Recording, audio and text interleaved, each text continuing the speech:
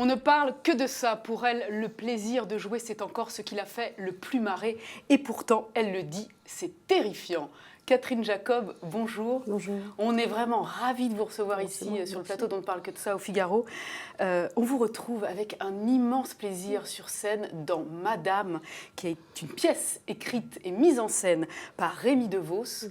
Dites-nous d'abord, qui est cette femme que vous jouez magnifiquement sur scène? Alors, cette femme est un fil conducteur inventé par Rémi DeVos. Enfin, on imagine qu'il y a déjà eu des dizaines, voire des centaines de femmes dans ce cas-là. Disons que Rémi avait une proposition. Il fallait qu'il écrive quelque chose sur les deux guerres mondiales avec un petit fait divers dans chaque guerre. Et donc le petit fait divers, à chaque fois, ça s'appelle ou Landru ou Petiot. Et qui ont eux-mêmes quand même participé à l'effort de guerre, dans le massacre des civils, on va dire.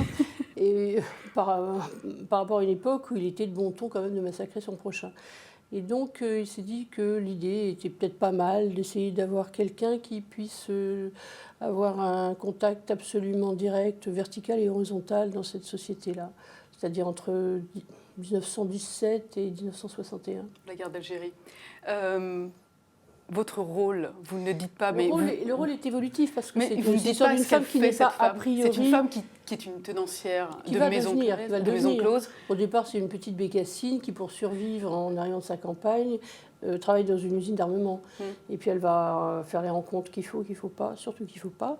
Et pour survivre, ce n'est pas un choix, ce n'est pas une folle vocation.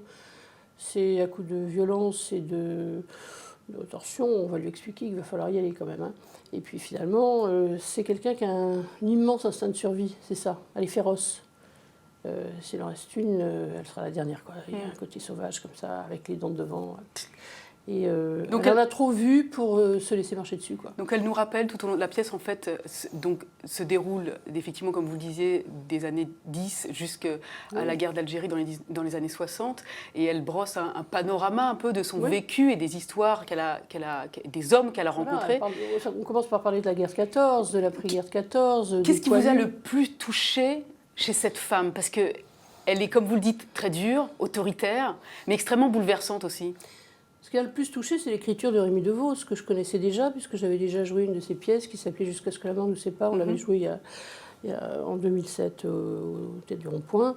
Et voilà, c'était quelque chose de très différent, parce qu'il a différentes façons d'appréhender son écriture. Et entre la première pièce, qui était très décousue, très abstraite, et ça, qui est extrêmement concentré, parce que c'est un monologue, entrecoupé de petites musiques, mais c'est 1h15. Bon. Enfin, il aimerait que ce soit 1h15.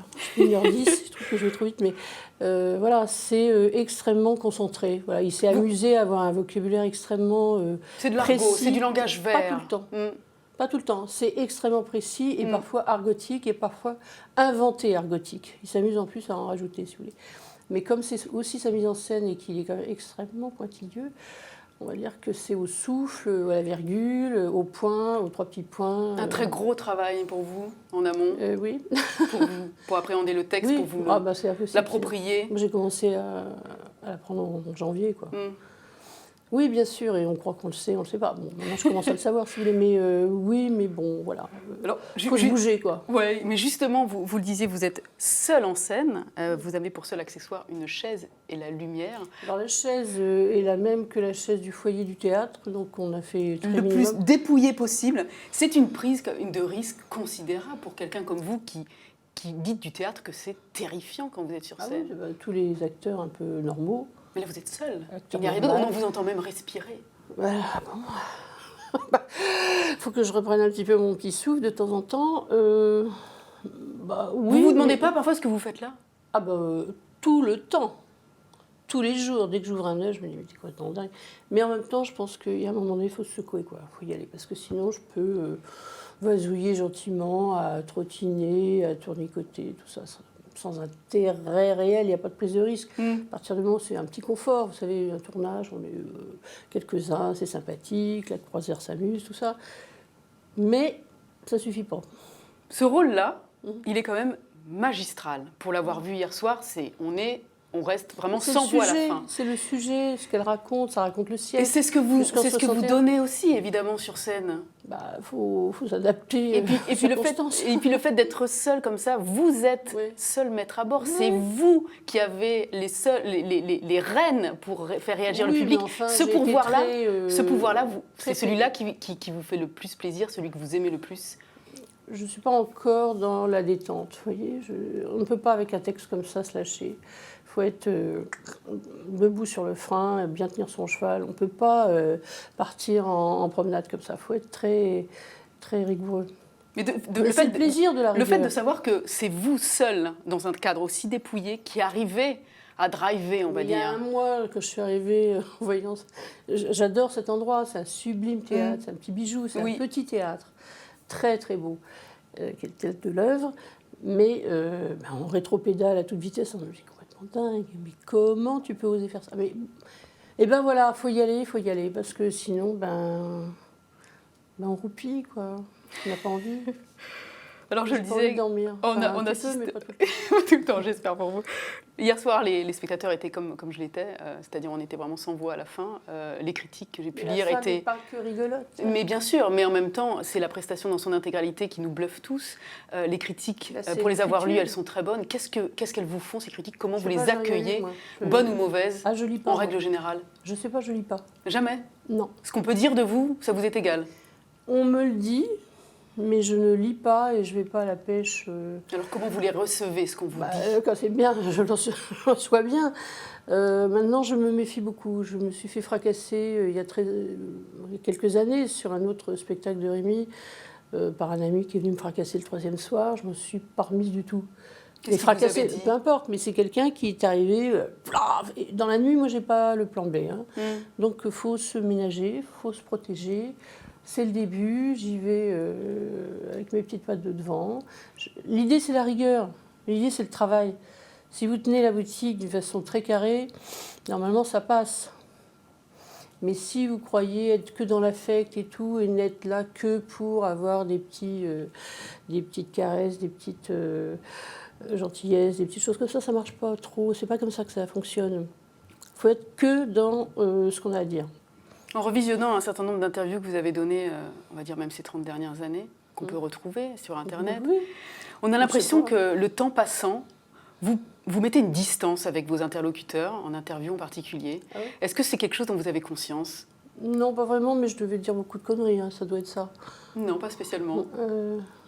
Est-ce que vous n'avez pas l'impression de vous cacher peut-être un peu plus que vous ne le faisiez? Moi j'ai l'impression d'être plus mature. Moi j'aime bien être dans mon âge, j'ai pas de problème avec ça. Complètement, j'ai jamais été une Lolita. Alors les questions qu'on me posait ne devaient pas être très profondes, puisque j'avais peut-être pas fait grand-chose il y a 30 ans non plus. Donc l'expérience aidant, on connaît un petit peu mieux le schmilblick, si vous voulez. Bon, voilà. Mais c'est pas vous qui êtes un peu lassée? Non, je suis pas lassée, non, pas du tout. Moi, je suis très contente de travailler, c'est déjà ça. Et l'idée, c'est quand même de continuer, d'aller vers des gens plus malins que moi et qui me proposent des choses plus risquées ou plus charnues, plus violentes. Enfin, c'est ce que m'a proposé Rémy. Il n'a pas écrit pour moi, la pièce. Elle a été écrite en 2001. Oui, tout à fait. Donc, j'étais très honorée qu'il vienne me la proposer. Mais le deal, c'était que ce soit lui qui me mette en scène. Donc ce côté désabusé qu'on peut parfois vous reprocher gentiment? On me reproche ce qu'on veut, moi je vis comme je veux. Désabusé, non, pas naïve. Je ne suis pas désabusée, je ne suis pas naïve. Vous avez dit un jour que distinguo. Vous étiez toujours très énervée et que vous étiez dans le self-control permanent pour ne pas que ça se voit trop. Oui, je me suis un petit peu calmée parce que j'arrive à faire un tri sélectif plus rapide. J'aurais été tentée de vous dire qu'avec le temps, au contraire, on acquiert une certaine sagesse, on est plus serein avec soi-même. Non. Vous êtes toujours une rebelle qui bouillonne? Ah oui, je pense. Je pense que je suis beaucoup plus rebelle maintenant qu'avant. Mais en même temps, on renifle beaucoup plus vite. Le cerveau fonctionne beaucoup plus vite que quand on a 25 ans ou 20 ans. Et ça, c'est quand même une bonne nouvelle. Parce qu'on perd moins de temps avec des gens qui n'ont pas forcément envie de vous faire que du bien. Donc voilà. Moi, j'aime bien travailler dans le bonheur. Je ne suis pas faite pour le malheur, je le déteste.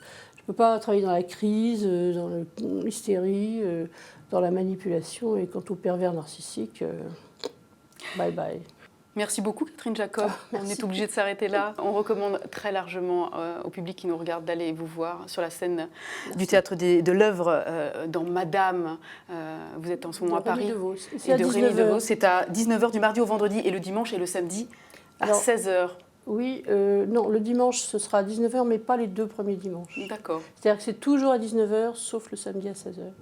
Très bien. Voilà. Merci. Courez-y, on le recommande fortement. Merci beaucoup Catherine Jacob. Merci. Au revoir.